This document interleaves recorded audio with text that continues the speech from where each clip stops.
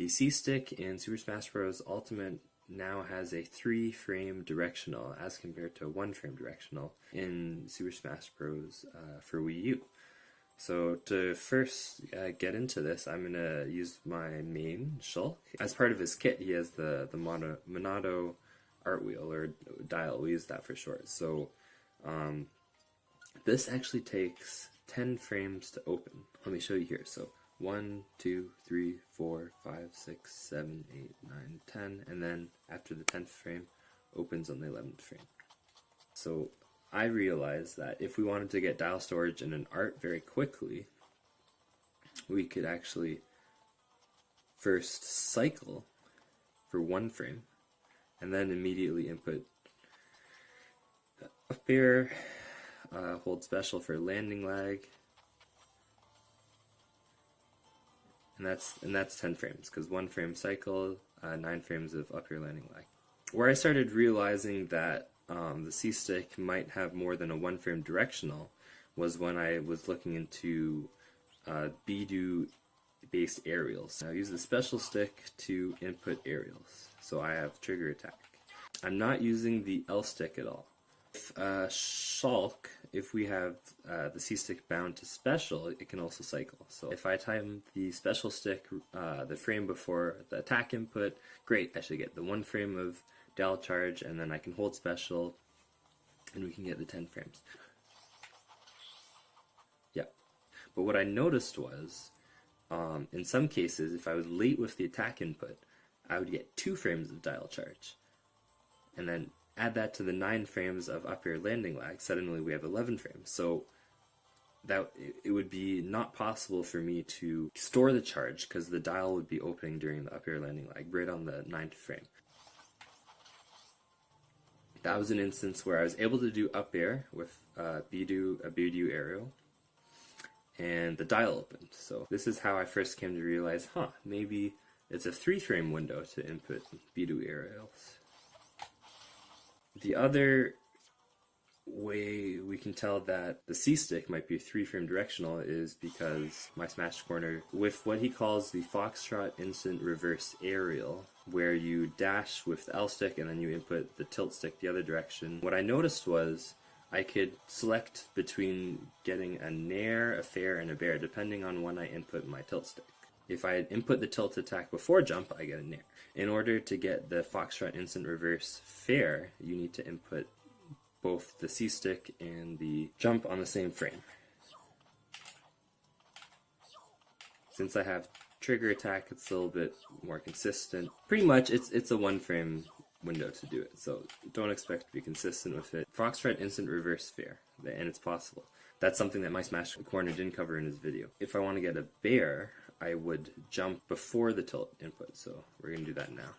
I realized, maybe the reason why I'm able to get the fair is because if there's 3 frames of directional on the C-Stick, say we don't use the L stick at all, and we input the C-Stick and jump, you're seeing that the C-Stick is influencing the drift out of jump squat.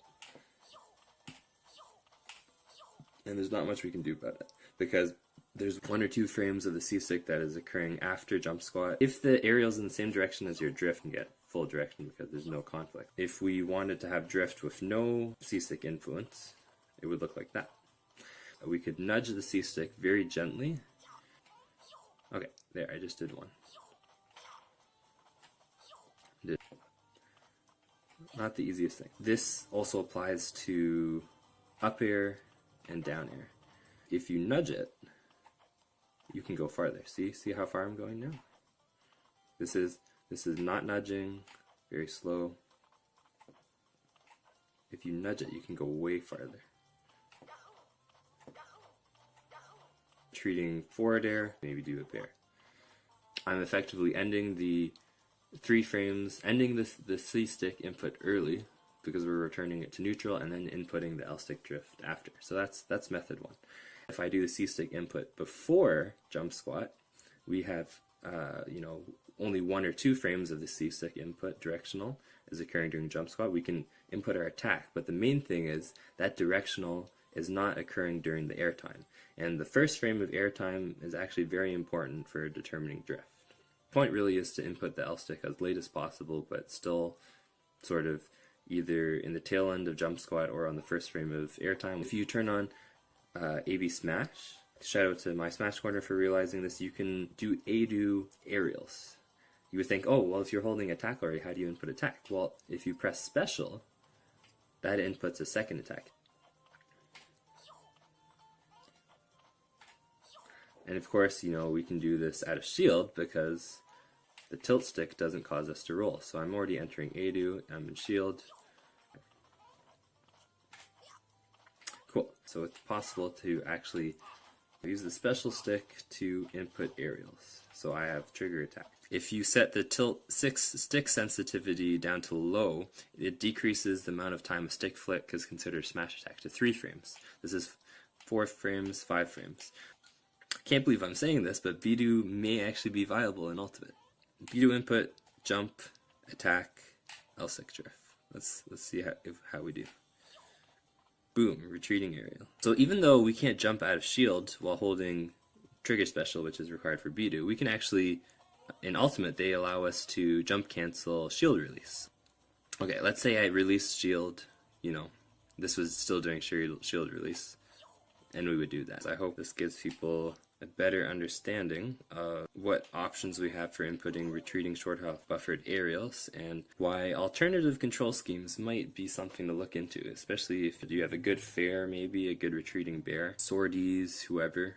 Shulk is a swordie. As for which control scheme to use, that's going to be your call.